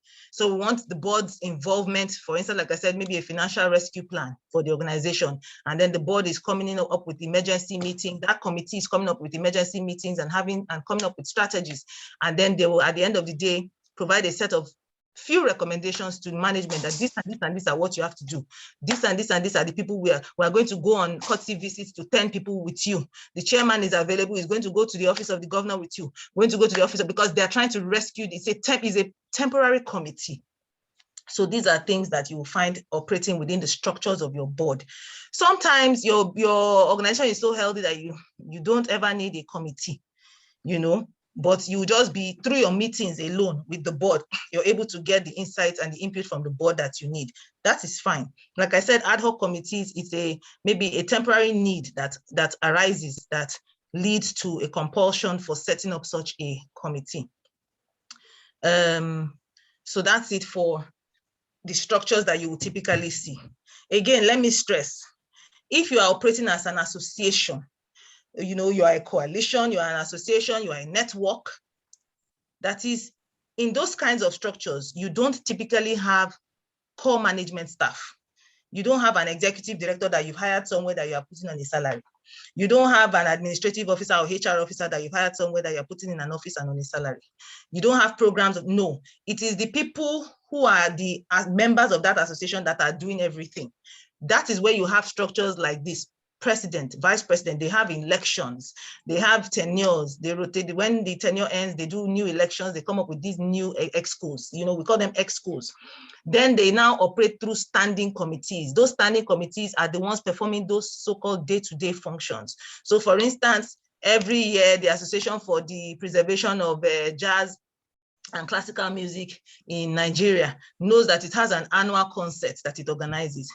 Instead of hiring, like I said, project officers who will go and be doing all the work and activities and all that, they will have standing committee members who know that it is their duty and responsibility yearly to convene that concert, to do so and so.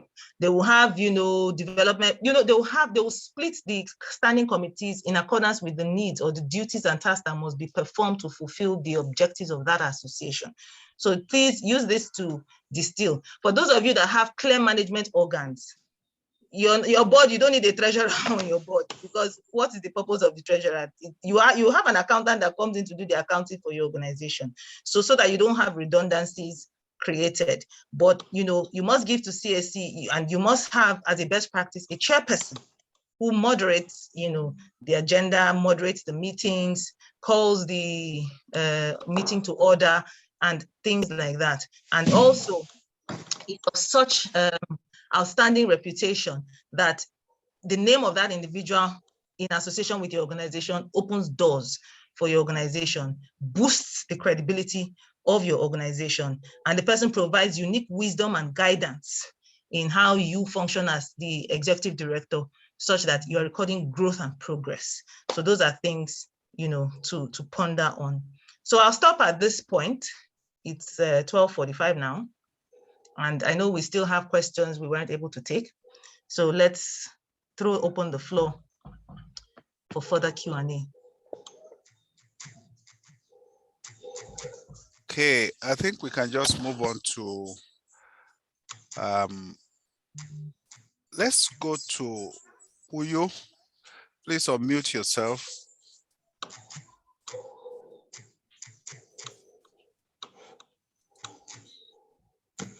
Uyo, please, let's quickly move. Yes. Good morning. Good morning. My question is on conflict of interest. Madam Edemosai mentioned that sometimes we might have to sit on two boards, and those two boards may be targeting a particular program. Now, if you have a board that you are sitting on and the two of them are targeting a program, you need to disclose your conflict of interest. Now, I leave the board, probably I am the owner of an NGO.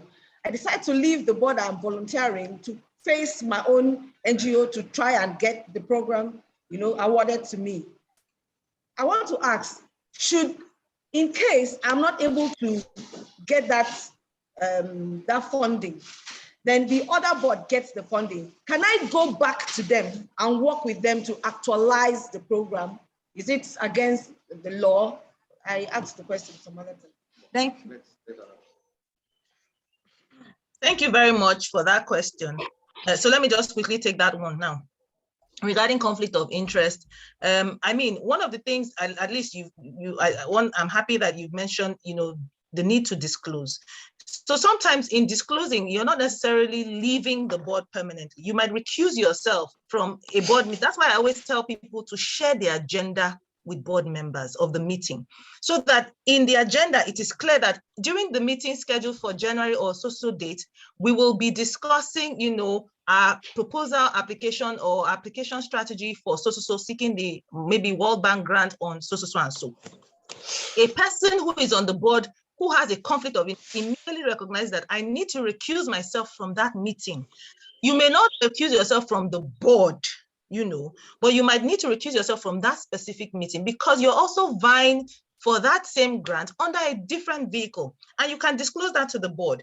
And so if in that incident or eventuality you've painted, you end up not getting it, but you are interested in helping this organization that was successful to implement it, you then inform them that, oh, the circumstances leading to my recusing myself have now, basically been overtaken. Essentially, you are the successful candidate. I, however, have skills in this area, and I'm very interested in helping, because you remember you are still a member of the board. It is except you left the board, that is, you resigned from your position on the board, then you are, you're coming in as a stranger to that organization. But if you're still a board member, then you still have responsibilities to help them succeed in their implementation.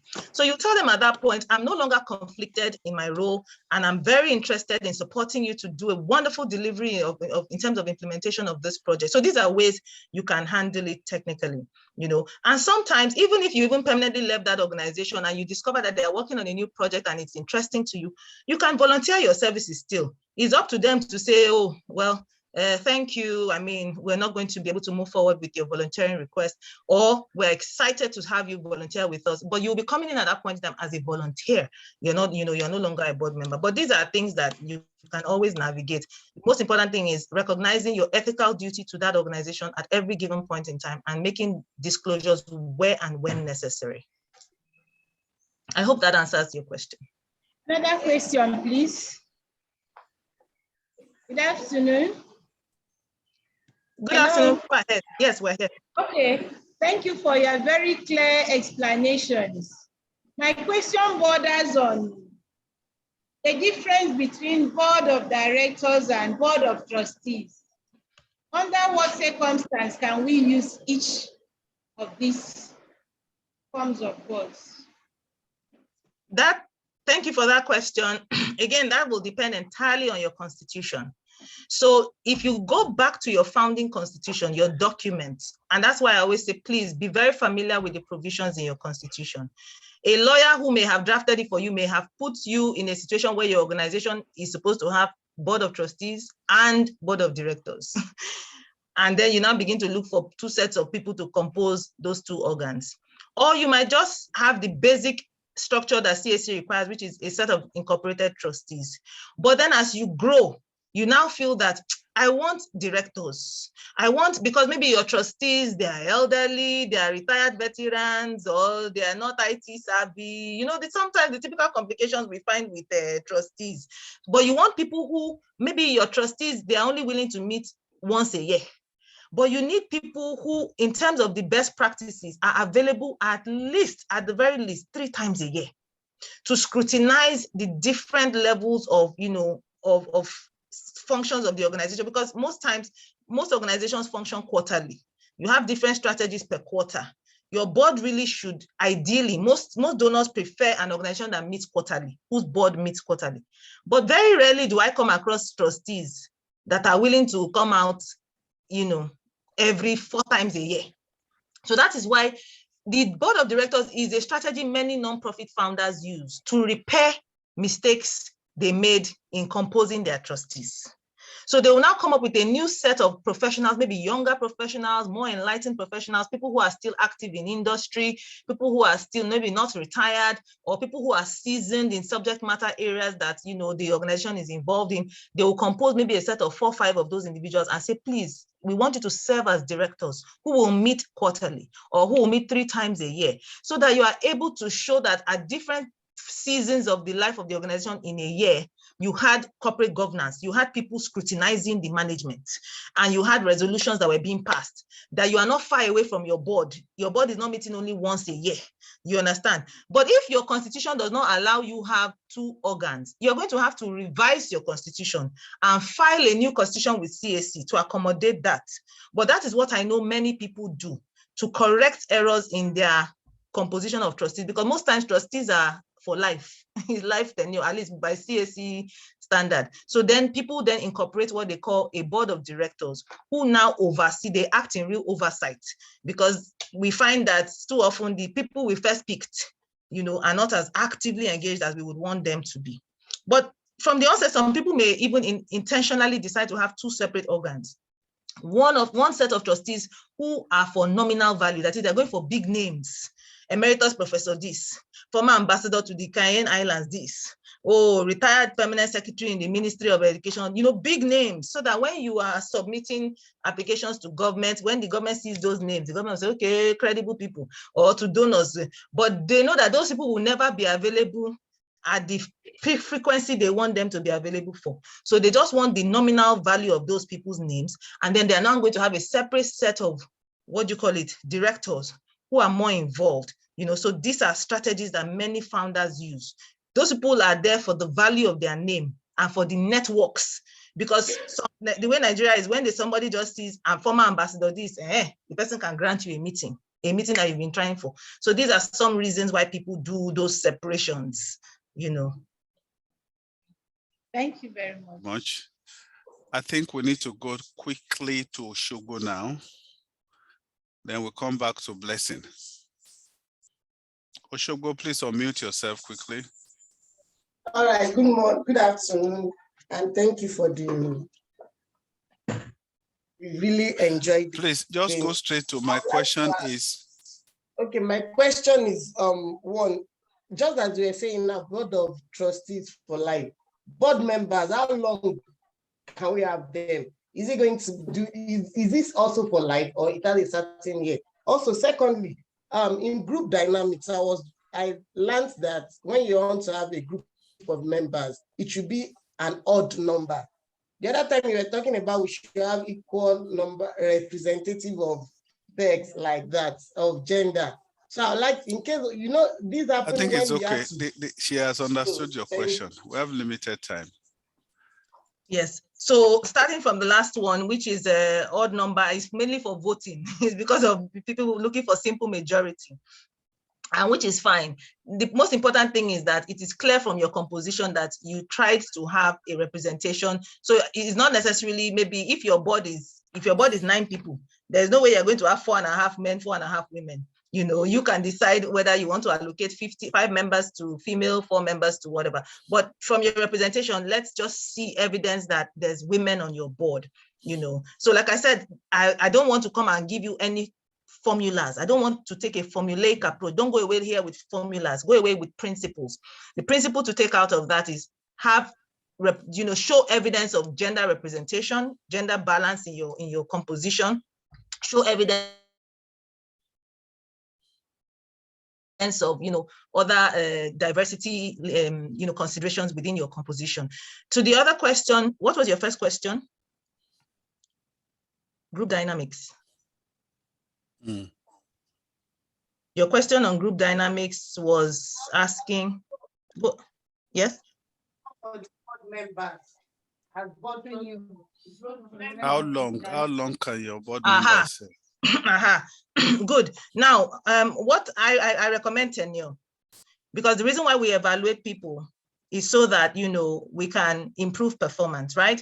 You can nudge good performance. If somebody is there for life and, you don't want to create situations where you're having to terminate. Tenure helps you, if at all you're dealing with a non-responsive board member and it just has a 4-year tenure, you can manage the situation and then exit the person at the end of the 4th year. But if you are stuck there for life, you're going to have to start activating termination procedures. These things introduce hostilities within boards and things like that. So if your trustees are there in perpetuity, that is for life, don't go and trap yourself in a cycle where your board of directors are also there similarly in perpetuity. Put people on a tenure.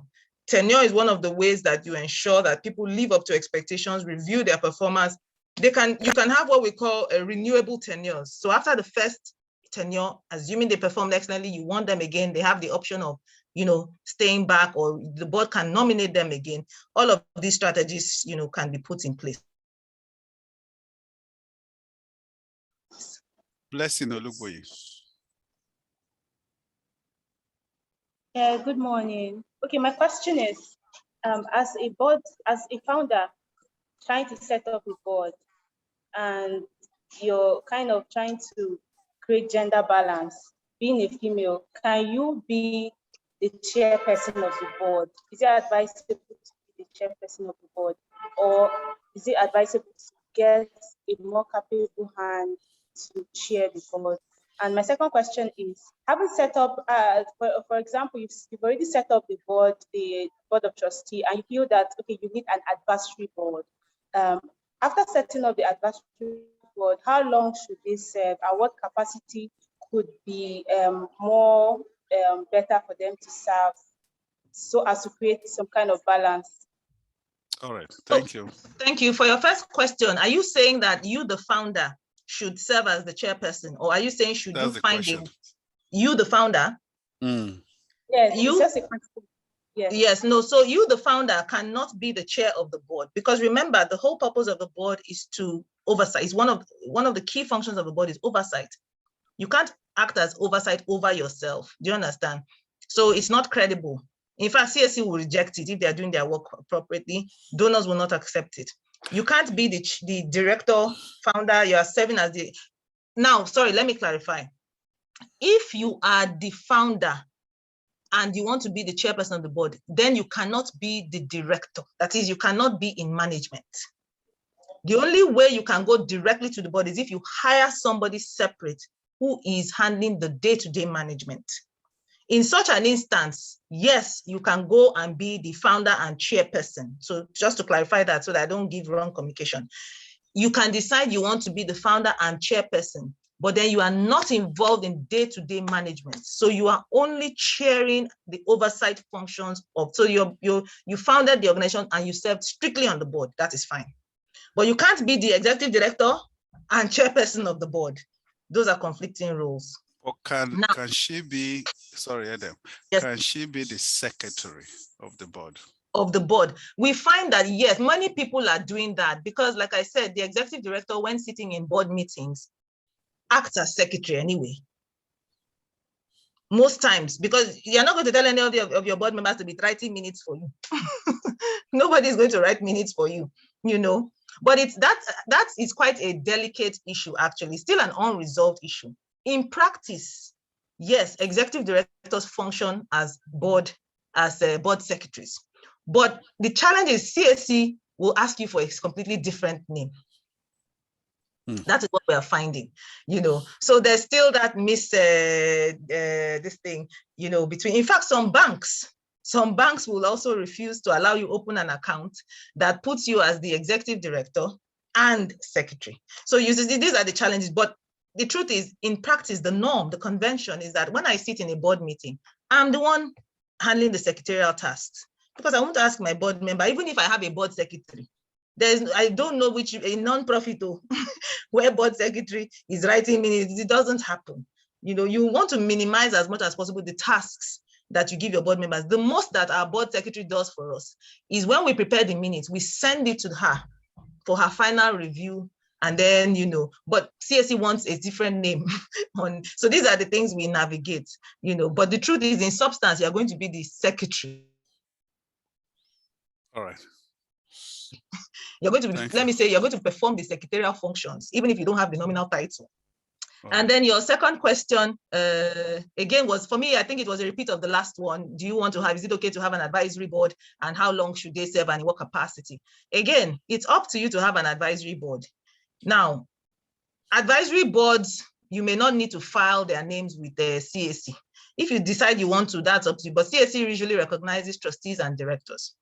You can have advisory boards, you know, like I said, if you want to bring in people from different countries, different, you know, you want to strengthen your ties with the community. And so you want members of the community, maybe you're working on a big project, you want some of their community members to serve in your advisory board, that is fine. In what capacity? You've already said it, they're an advisory board, so they're advising. They're strictly advising you on, you know, how to do this, where to go to, things like that. They are also, it's up to you to determine the tenure. I don't know of anybody that puts advisory board in life. Usually these are just people you go to all the time. You want counsel, you want, sometimes, most times, even for the names and the optics. But again, it's at your discretion to determine tenure you give them. Yes, I'm done, sir. Yes, I want us to make it short, because I still want American Corner Ikeja and these two other people. I think Stephen, we've had Stephen before, is it not? All right, let's go quickly. So we take the 3 questions and then you can answer them. Okay.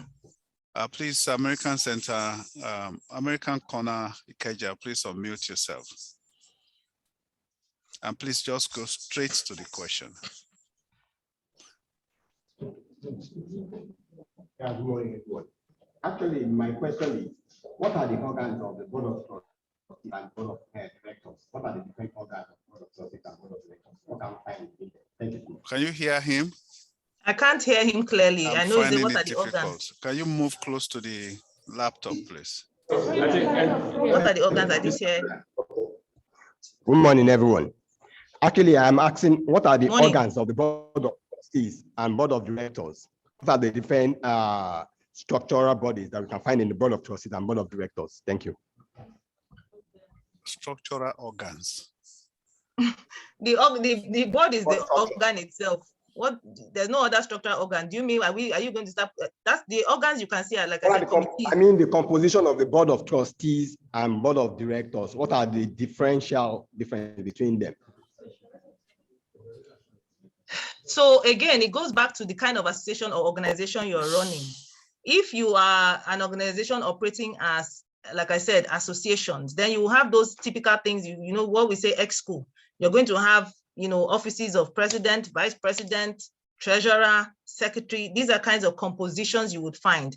If, however, your organization is separate in terms of it has separated the board functions from the management functions, that is, there's a management office, there's an office of executive director who has staff reporting to him or her, then you won't typically find those things in a board. In terms of board of directors, what you have also is committees. Maybe you have ad hoc committees where, you know, from time to time, the management is doing something major is happening in the life of the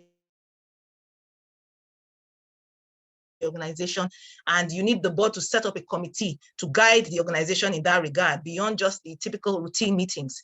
Then you can have committees. So structures would depend on, like I said, what the activities of your organization are, and from time to time, what temporary needs emerge in the life of your organization.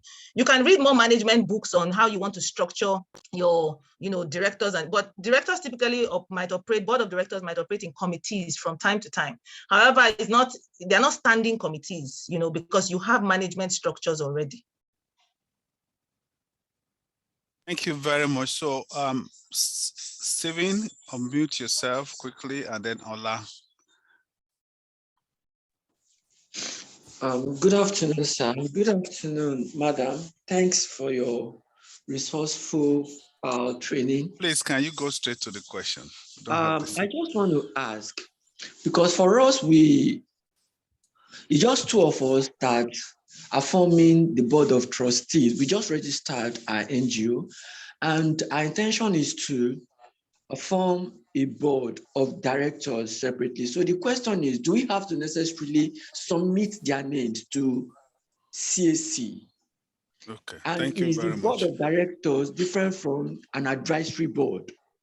Thank you very much. Ola, quickly.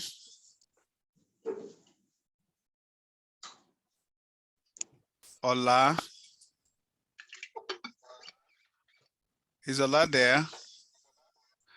Okay, please go ahead, Adam. So the two of you registered your organization. It's important for me to know whether any of you is serving as management. Are you the executives running the organization as well? Assuming you are, then you cannot be incorporated trustees. If you are both, you know, there are only two of you, are you going to hire an executive director? That is what the expectation then would be, who will handle the management functions. If you decide you want to have a separate board of director, that is fine. You can go ahead to also, you know, that is, constitute or compose a set of directors whose names you will then file with CAC, because it is going to be assumed that in your minutes of meetings, it is this board of directors whose names will reflect in the attendance of those meetings. CAC is going to be confused if your minutes of meetings show this set of names, whereas your incorporation documents only show two of your names. There's misalignment, and so those documents will not be deemed as the official working documents of that organization. So for whoever's names you intend to reflect as part of the governing structure of your organization, those names must be registered with CAC. All right. You have nailed it again, Hedem. Let's put hands together, everybody, for her. I have the American Center here in Lagos is filled with people, men and women of stature. And I can see Huyo also. We have people who are also seated there. I want to thank everybody, Huyo, American Corner, Ikeja, Calabar, Lekki, Oshogbo. Thank everybody for coming. Ibadan, Benin City, thank you very much for joining us today. Thursday is another day. I hope you will also join us. But like I always say, please invite somebody. And I have people here who invited their friends. This is one way of settling your quarrel with your enemies as well. So you can invite your enemies, say, come, I've seen something good for you, come and be part of it. And I know the person will say, from this moment, I will not be your enemy again. So with this, thank you, everybody. We hope you will join us on Thursday. Have a wonderful day. Bye-bye, everybody. Bye.